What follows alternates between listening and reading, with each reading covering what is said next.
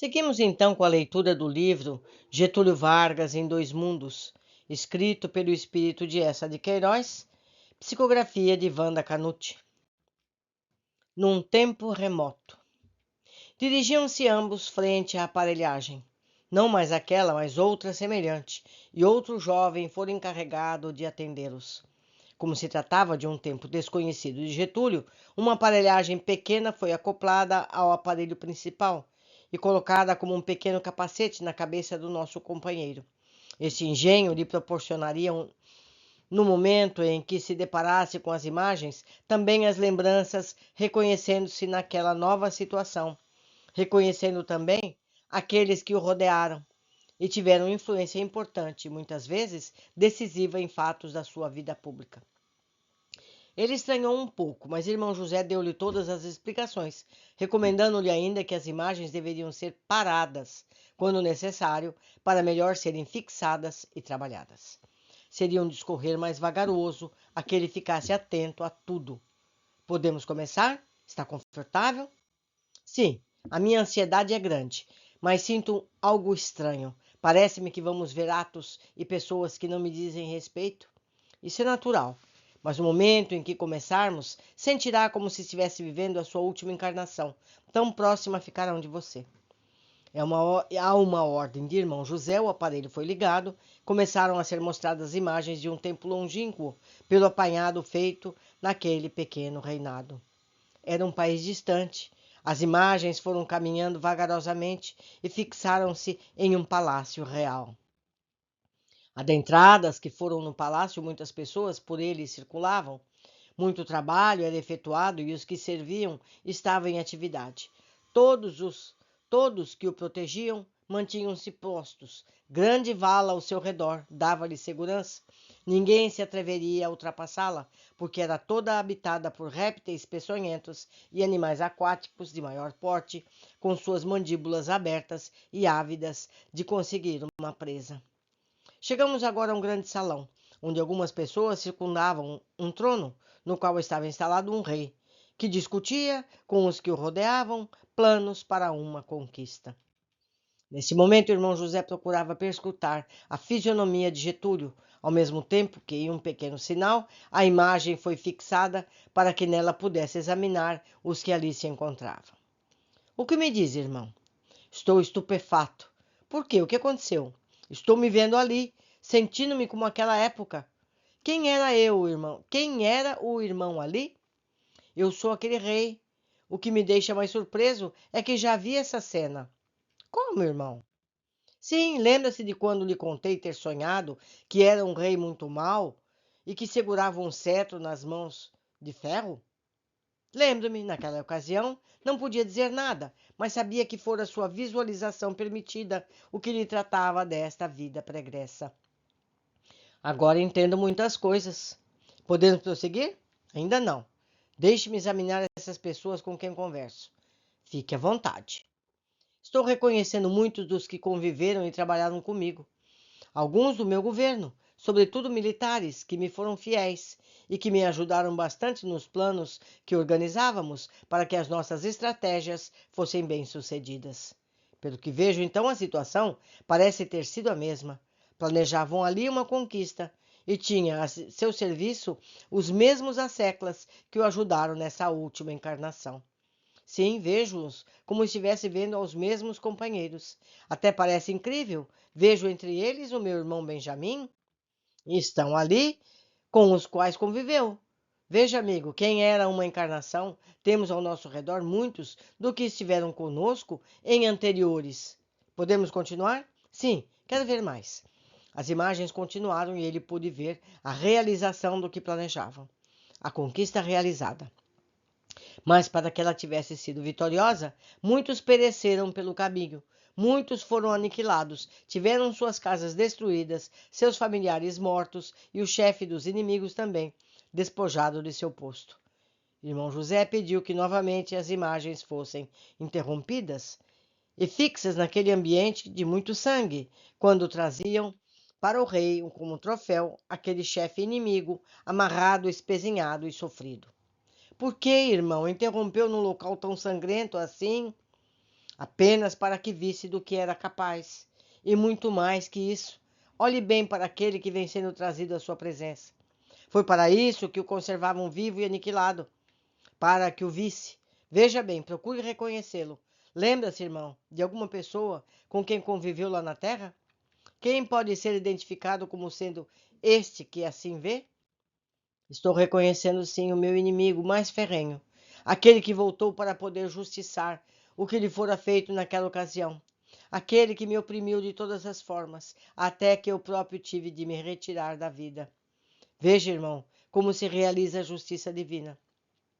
Não foi ele que o oprimiu para que se retirasse da vida, foi você próprio, que, acovardado moralmente, não quis enfrentar as consequências de um ato que imputou de calunioso e injusto. Assim me pareceu. Quando lá estávamos, não sabemos o que fizemos e consideramos estar sendo alvo de maledicência. Pois então, aquele jornalista, sem nem mesmo saber porquê, tinha um ódio imenso por sua pessoa. Atacava-o de todas as formas, querendo derrubá-lo do governo, como você o fizera através de seus comandados em outra oportunidade, e muito mais, arrasando tudo que estava sob a sua jurisdição. Esse trabalho será feito somente hoje, ou faremos em partes como o anterior. Apenas lhe mostraremos fatos que têm relação com a sua última existência na Terra.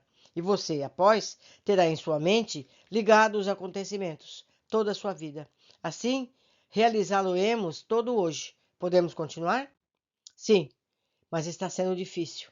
Nunca é fácil verificarmos nossos erros, mesmo que sejam de um tempo longínquo. A aparelhagem foi novamente ligada. As imagens tiveram vida, movimentando-se à sua frente, e ele pôde ver os vencedores adentrarem no palácio jubilosos, levando submisso à presença do rei aquele que trouxeram abatidos e dominado. Aqui está, majestade, o troféu que é a prova da conquista por nós efetuada. Trouxemo-lo para provar a vossa majestade o que conseguimos. O território antigamente dele vos pertence totalmente, e ele aqui está para que façais de sua pessoa o que bem desejardes. Vossa majestade merece tê-lo em vossas mãos. Regozijo-me por todos vós pela conquista efetuada, pelo acréscimo dos meus domínios, e merecedores são todos de grande festa, que daremos hoje mesmo à noite. Tereis bebidas quanto quiserdes, mulheres todas as que desejardes. Quero também que esse troféu seja exibido no local mais alto, como prova de nossos feitos. A essas palavras, uma ovação muito forte foi ouvida, manifestada por todos os que haviam partilhado da tarefa. Podeis retirar-vos agora, que providenciaremos o festim para esta noite, mas deixai esta criatura no salão, num local onde todos possam vê-lo. Aquela criatura humilhada urrava pedindo misericórdia, mas ninguém lhe deu ouvidos. Foi colocado num pátio onde todos ouviam. A humilhação era muito grande. A execração a que o obrigavam foi a mais dolorosa e terrível que sofreu em sua vida, muito maior do que se tivessem eliminado, juntamente com quase todos do seu povo. Sua cabeça baixa não mais pronunciava uma única palavra. Sabia que após os festejos, após todos terem-no visto, teria também um fim terrível. Os festejos chegavam e para eles foram trazidos todo o palácio. Convites foram expedidos com urgência e do lado de fora a algazarra era imensa, porque todos os guerreiros lá estavam, bebendo e se divertindo. No grande salão a alegria não era menor. Os mais graduados ali estavam, aqueles mesmos que viram no início um conciliábulo com o rei, planejando o ataque, e o vencido também ali estava. Ficaria até altas horas. Nem um alimento lhe fora dado. Era alvo de todas as humilhações dos presentes. Aqueles homens fortes, mas com mentalidades estreitas, a que divertiam o rei com lutas, demonstrando-lhe a fidelidade e sua força, também haviam sido trazidos para as festividades. Eram fiéis ao rei, procuravam servi-lo em tudo. Um deles, muito forte, muito alto, mas com a cabeça pequena e gestos até infantis, se destacava entre todos.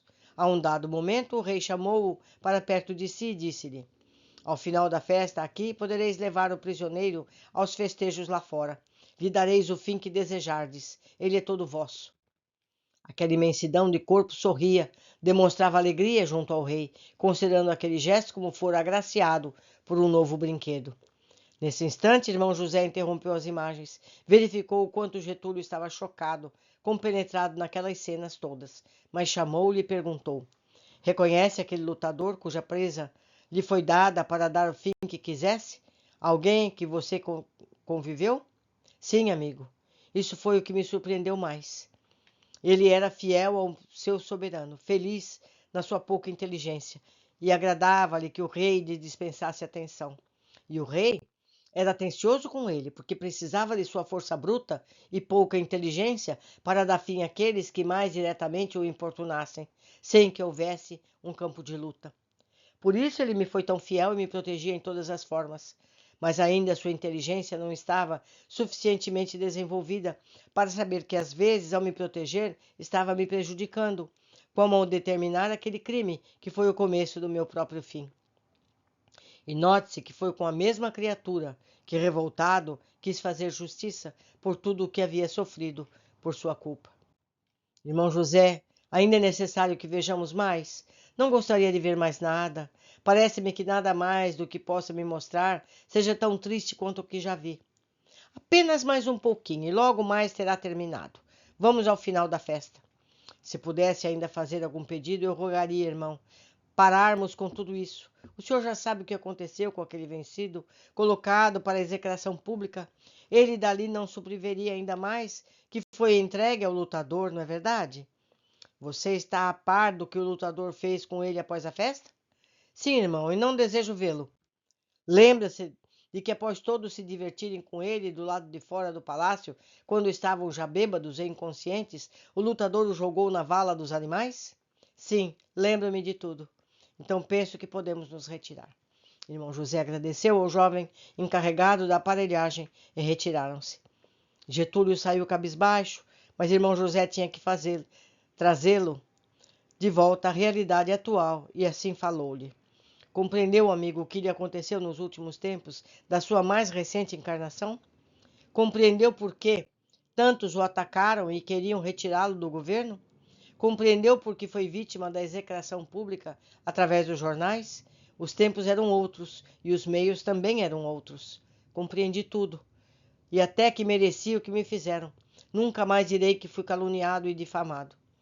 A maioria dos fatos que nos envolvem em uma encarnação tem origem em pontos muito distantes da nossa vida de espírito eterno. Nesta última encarnação, você conseguiu resgatar muitos dos débitos adquiridos naquela. Quanto tempo faz em que essa encarnação que vimos hoje ocorreu? Você deve ter verificado pelos costumes, pelas roupas, pelas atitudes do palácio. Todos aqueles detalhes podem precisar bem a época em que se passou. O senhor tem razão. Desde aquele período só voltei como Getúlio? Como foi o fim daquele rei que fui? Envelheceu no trono, partiu para o mundo espiritual em condições muito tristes, de muito sofrimento. E nunca mais encarnei? Sim, teve 2 encarnações mais. Aprendeu muito, porém nunca mais em condições de mando. Ser-lhe-ia perigoso. Poderia novamente assumir mais compromissos. E o que fiz então? A primeira delas lhe foi muito difícil, tanto em relação a condições financeiras como físicas, favorecendo de muitas formas o pensar, a refletir em seu próprio benefício, e nada a realizar em desfavor de tantos. E a outra? Na outra havia já resgatado bastante. Teve meios de aprimorar os estudos e ter uma vida melhor. Pôde fazer algo em favor de muitos, ressarcindo débitos em razão da sua dedicação a uma pequena comunidade, onde exercia a função de pároco, levando-lhes conforto da palavra e da ajuda material. Foi o que pediu para começar a auxiliar onde muito havia errado. Foi no mesmo local, então? O local não importa. O que importa são os espíritos ajudados. Aquela encarnação, você realizou bastante. Era um teste para que pudesse novamente envergar a posição de mando e verificar se os propósitos idealizados pelo seu espírito estavam já cristalizados no coração ou se falharia novamente. E eu falhei, não é, irmão? Não podemos fazer tal afirmativa. Por tudo o que analisamos, sabe que também realizou muito e ajudou, organizou o país, lhe deu os diversos departamentos que se desenvolveram, facilitando a sua economia. Enfim, se errou, também ajudou. E agora, o que me resta fazer? Teremos as ordens de irmão Fabrício, que lhe dará uma atividade para desenvolver, possibilitando o resgate de muitos dos seus débitos. Mas, enquanto isso, continuará a estudar, a ler, a orar, sobretudo a refletir, para quando voltar. Não sabemos quando, a partir de um plano concreto e solidificado em si, a fim de conseguir não só resgatar débitos, mas progredir bastante. Quem sabe um dia também poderei ser como o Senhor e ainda chegue a ser um orientador. Isso não vem ao caso. Não me tome como exemplo, que também temos nossos erros. O nosso único modelo e guia será sempre Jesus. Esse capítulo, meus amigos, foi muito importante para que a gente entenda que não existe injustiça. Não existem pessoas que não mereçam aquilo que vivem. Então, quando a gente, ai, aconteceu isso a tantos inocentes. Não existem inocentes. Nós todos estamos encarnados para quitarmos o nosso passado e para progredirmos para a nova vida melhor, mais aperfeiçoados, espíritos mais puros, mais preparados. Então, meus amigos, é a frase que eu digo sempre para mim mesmo, quando algo difícil que eu esteja vivendo. O que eu preciso aprender com isso? Então, quando nos ocorre algo, se fizermos essa questão, nós vamos entender e vamos aprender a lição que a vida está nos trazendo. Por hoje ficamos por aqui. Aguardo todos vocês na sequência de nossos estudos. Abraços!